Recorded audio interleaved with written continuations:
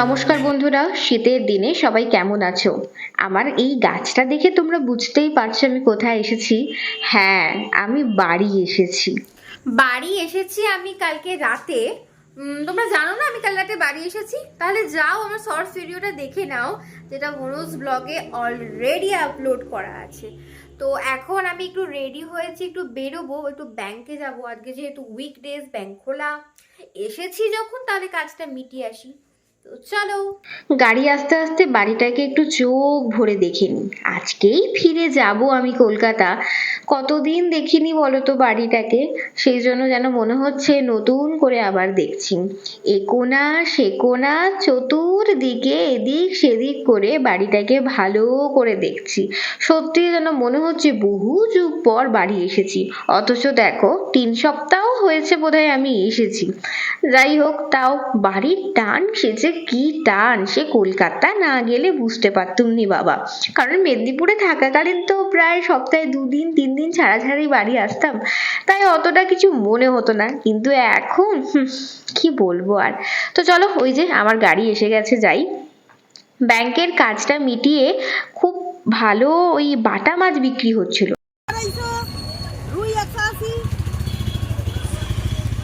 ঠাকুমা এরকম ছোট ছোট বাটা মাছ খেতে মানে ভীষণ ভালোবাসে, ভাজা বাটা মাছ যেটা। তো সেই জন্য ঠাকুমার জন্য একটু বাটা মাছ নিলাম। তারপর ধরলাম গাড়ি, মানে অটো। অটোতে আবার আজকে ঝুলে ঝুলে যাচ্ছি। সামনে জায়গা আছে কিন্তু বসিনি। আসলে এই রাস্তাটাকেও অনেক মিস করেছি। শহরের ওই ব্যস্ততম রাস্তার থেকে এই যে গ্রামের ফাঁকা ফাঁকা রাস্তা, এখন তো আর গ্রামের রাস্তা সেই লাল মাটির রাস্তা না, এখন সুন্দর রাস্তা হয়ে গেছে, ঢালুয়া রাস্তা। কিন্তু তা সত্ত্বেও এই যে ফাঁকা জায়গাটা, এই যে এইটা যেন একটা আলাদা মোহ মায়া জড়িয়ে ধরে। যারা গ্রামে থাকো তারা নিশ্চয়ই রিলেট করতে পারবে যে শহরের ওই গাড়ি ঘোড়া, মানে সারাক্ষণ তেপ উঠ থেকে এরকম ফাঁকা রাস্তা যে কত সুন্দর। এসব বলতে বলতে চলে এলাম আমি বাড়ি। ঠাকুমা দেখছি খুব ব্যস্ত ফোনে এবং হাতেও। অনেক কিছু তৈরি করছে, অনেক কিছু বার করছে। আচ্ছা, নারকেল বার করছে, এটা বোধহয় আমাকে পাঠানো হবে। কলকাতায় থাকার জন্য আমি তো এখন মধ্যমণি, তোমরা তো জানোই আমার পিসিমণির বাড়ি কলকাতায়। সেই জন্য যখন যাচ্ছি বাড়ি থেকে কিছু তো একটা নিয়ে যেতেই হবে পিসিমণির জন্য, কারণ পিসিমণি তো আসতে পারে না। তো সেই জন্যই বোধহয় এই নারকেলগুলো। ঠাকুমার এখন অনেক কাজ, নারকেল গোছাবে, সবজি গোছাবে, অনেক কাজ। আর ওদিকে বৌদিকে মাছগুলো দিয়েছি, বৌদি সেই মাছগুলো সুন্দর করে ধুয়ে রাখছে। কিছু আজকে ভাজা হবে আর কিছু হচ্ছে রাখা হবে ফ্রিজে। তো সেই জন্য সব নিয়ে বসেছে কৌটো। আর ঠাকুমা আমি আসবো বলে একটু পায়েস রান্না করেছিল, শীতকালের নলেন গুড়ের পায়েস। তাই আমি আর দেরি না করে 1 বাটি পায়েস নিলাম। তো আমিও খাবো, সঙ্গে ঠাকুমাকেও একটু দিই।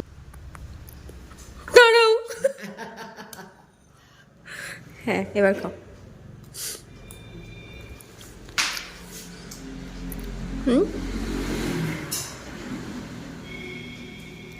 কি বুঝলে?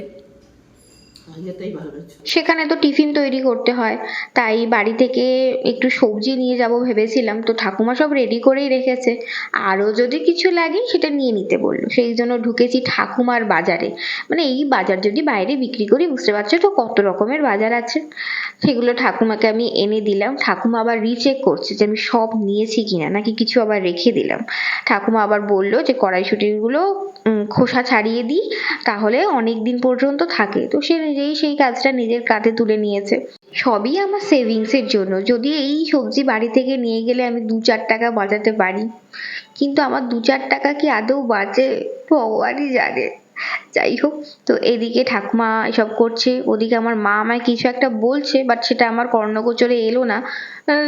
যাই যাই হোক, তো ঠাকুমার ওপর কনসেন্ট্রেট করি। এই যে সব ঢেলে ফেললো, ওই যে বললাম কড়াইশুঁটির খোসা ছাড়াবে, এখন বসে বসে তিনি ওটা করবেন। আর ওই যে তখন নারকেলগুলো আনা হলো, সেই নারকেলগুলো ফাটিয়ে দিয়েছে বৌদি, আর মা সেগুলো এখন কুড়তে বসবে।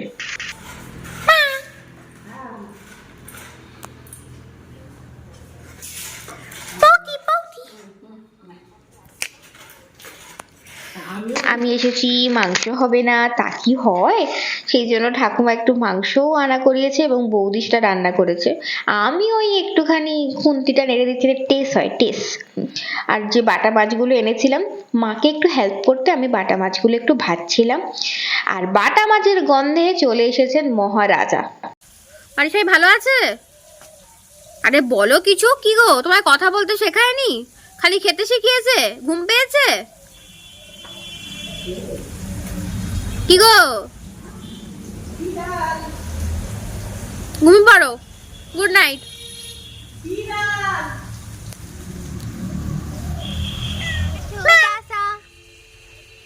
বাবা রে, তো বিরাট বড় হাই উঠে গেল। এদিক ওদিক করতে করতে খাওয়ার ডাক পড়লো। মা এখানে বাড়িয়েছে লাউ শাকের পোস্ত, আলু ফুলকপি ডিম দিয়ে ঝোল। ডিম আমার নাম তো মাংস খাবো, তাই মা মায়ের হাফ ডিম আমাকে দিল, সেটা খাবো। আর সঙ্গে খেতে বসেছি। এদিকে আছে বাবা, আর ওদিকে আমার জানের জান পরাণের পরাণ ঠাকমা বসেছে। আর এই যে আমার জন্য চিকেন লেগ পিস। এদিকে আমাদের খাওয়া শেষ হলো না, আর এরা সবাই মিলে চলে এলো। শুধু এটা নয়, এটা তোর কচিটা, এর মা বাবা সবাই এখানেই পাত পেরে খায় দুবেলা। তো এরা এসেছে, তাই খেতে খেতেই আমি যেগুলো বেঁচে ছিল সেইগুলো নিয়ে একটা বাটি করে গেলাম। ওদেরকে একটু দিই, না হলে ওরা ঘরে বড্ড উৎপাত করছে আর ঠাকুমা বড্ড চিৎকার করছে, ঠাকুমা মা দুজনই করে চিৎকার করছে। তো দেখো ওদেরকে আমি এখানে খেতে দিলাম, তো ওরা খাচ্ছে। ও মা, আবার ওটি দেখো কচি আবার নিয়ে চলে গেল ওদিকে, আলাদা খাবে সে। যাই হোক, সে খাক, আমার এখনো কড়া চাটা বাকি আছে, যেটা না চাটলে আমার খাবার হজম হবে না। তো সেটা আমি করলাম।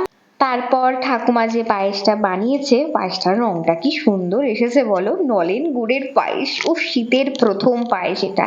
তো এক বাটিতে মন ভরবে না, সঙ্গে আরো এক বাটি, কারণ পিসিমণির বাড়িও একটু যাবে। আর নাড়ু, নাড়ুও নিয়েছিলাম একটুখানি, একটা তার আগে মুখে পুড়ে নিলাম।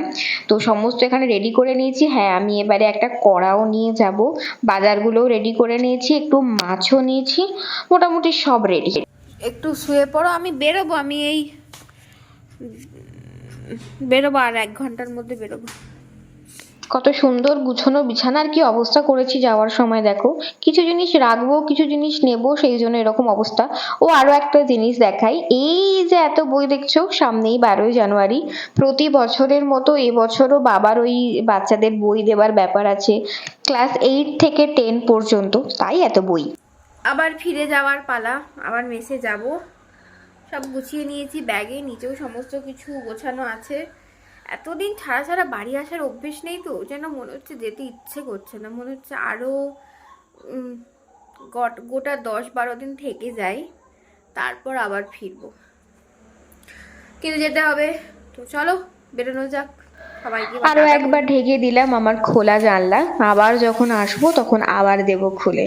যাওয়ার আগে ভালো করে রুমটাকে একবার চোখের দেখা দেখে নিলাম, যেন আর আসবো না। কিন্তু ভালো থেকো, সুস্থ থেকো, যেমন ভাবে রেখে যাচ্ছি তেমন করেই থেকো, বেশি ধুল ঝুল এগুলো যেন না পড়ে। চলো, বন্ধ করে দিলাম তোমাকে আবার। ব্যাগও নিয়ে নিয়েছি, এত ভারী একটা ব্যাগ হয়েছে, ঠাকুমাকে একবার দেখাই যে ব্যাগটা কত ভারী হয়েছে আজকে। ওদিকে মাও বেরিয়ে এসেছে। চলো বাবা, কি ভারী হয়েছে। টাটা। আলোটা একটু বন্ধ করে শুয়ে পড়ো না। আমি শোবো তো, শুয়েই তো ছিলাম। খেয়ে ফেলো। ঠিক আছে, বেঁচে থাক। কতটা যে শীত পড়েছে সেটা আমার মাকে শুধু দেখো। ঠান্ডা লেগেছে মা? কটা পড়েছো? 4টে সোয়েটার? আমার গরম লাগছে মা। গরম লাগছে মা, কিরকম হাওয়াটা দিচ্ছে। ওই যে আমার গাড়ি এসেছে, এসে দাঁড়িয়েছে সেই প্রান্তে। উফ, বসবো না, দাঁড়িয়ে নেবো, খালি ব্যাগটা তুলে দাও সামনে, চলে যাও। চোখের আড়াল হওয়া পর্যন্ত মা আমার দাঁড়িয়ে দাঁড়িয়ে দেখছে এখনো। যাক বাবা, যাওয়ার সময় ধারে সিট পেয়েছি, আনন্দ। আমি এলাম কোলাঘাট, একদম বিকেলের মুখে, কি সুন্দর লাগছে না? আর এখন ট্রেনটাও আমার অ্যানাউন্স হয়েছে, আসছে আস্তে আস্তে আস্তে করছে। তো চলেও এলো আমার ট্রেন। টাটা কোলাঘাট, সুস্থ থেকো, ভালো থেকো। কালকে এই সময় আমি বাড়ি যাচ্ছি, আজকে আবার কলকাতায় ফিরছি। একরাশ মন খারাপ নিয়ে আজকের ভিডিওটা এখানেই শেষ করলাম। টাটা।